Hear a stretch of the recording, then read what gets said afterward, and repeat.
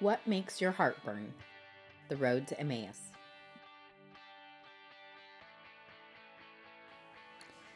After Jesus died and then rose on Easter, two disciples were walking from Jerusalem to a town called Emmaus. They were sad and discouraged that Jesus was arrested and killed in Jerusalem and that his tomb was found empty. As they were walking, a man came up to them and asked them what they were talking about. Spoiler alert, it was Jesus. But the disciples didn't recognize him. Even though Jesus knew exactly what happened, he listened as the two disciples explained all they had seen. The disciples said, "We had hoped that he was the one who would make things better for everyone in Israel." They were pretty bummed that Jesus was gone and feeling uncertain about the future. By the time they had walked the 7 miles to Emmaus, it was getting dark. So the disciples asked Jesus to stay with them for the night instead of continuing on his journey. When they sat down to eat dinner and Jesus took the bread, gave thanks, and broke it, just like he did on the night before he was arrested, the disciples suddenly recognized that the man they had been talking to all day was Jesus, and in that very instant, Jesus disappeared. The disciples were shocked out of their sadness and confusion, and they had a sudden realization. They turned to each other and asked, "Were not our hearts burning within us while he talked with us on the road?" They realized that even though Jesus was gone, even though they were sad and disappointed, even though they had come this far in their life and had already left Jerusalem, it was not too late to go back. That all along their walk with Jesus, not just on the road to Emmaus, but before then even, they were worried, they were busy, they were distracted, but God had been speaking to their hearts all that time. And they got up and returned right away to Jerusalem to rejoin the other disciples and set to work doing all that Jesus had been preparing them for and instructing them to do. What do you want to be when you grow up? How many times has someone asked you that? I'm an adult, and honestly, I still don't know how to reply to that question. I think most of the adults you know would have trouble answering that question too. Yet, it's a question that we expect you kids to answer all the time. I think there are some better questions we could be asking you or ourselves. Like, what do you want to do now?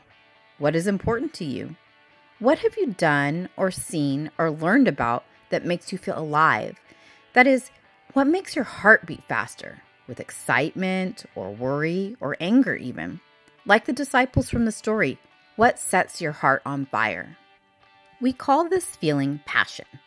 You may not know what you're passionate about right now, or maybe you do. Some people may not find the thing they are passionate about for a long time, and that's okay. But I do think that God gives us little hints along the way. Your job as a kid is to listen and look for the clues. But I'm warning you, the world, and maybe even your own parents, are going to make it hard for you. Not on purpose, not because they're mean, but because they weren't taught to pay attention either. Maybe you'll be reading a book, or building the biggest block tower you've ever built, or watching insects, or just sitting there daydreaming. And you'll be so focused on what you're doing, the rest of the world around you will fade away. You'll feel something tingly down to your bones. Your heart will beat harder.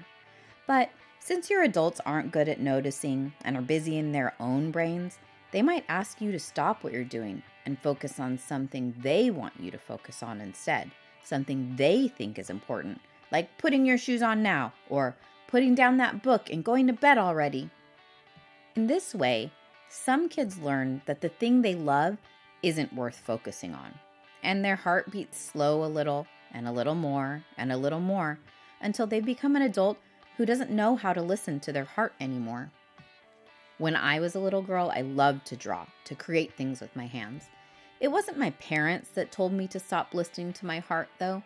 I just noticed from school and television that the things I was supposed to want to do with my life were not drawing flowers or trying to capture the colors of sunset on paper all day. I was supposed to want to do the important things, go to a well-known college, get a job with a fancy title or that makes a lot of money, buy a big house. As an adult, my hope for you is that you don't spend your childhood looking around the world, scanning like a robot for the job you should do when you grow up, a job that will make you the most money, make you famous, or make your family the proudest ever. My hope for you is that as you walk along your path, you keep your heart open, paying attention to what makes your heart beat stronger. So, like the disciples on the road to Emmaus, you'll stop obsessing about the shoulds and coulds and supposed tos of your life. You'll stop waiting for someone or something to come along and fix everything. One day, you'll open your eyes and realize what sets your heart on fire, what has made your heart burn all along. You'll realize not so much what you want to do when you grow up, but who God has been preparing you to be since the moment you were born.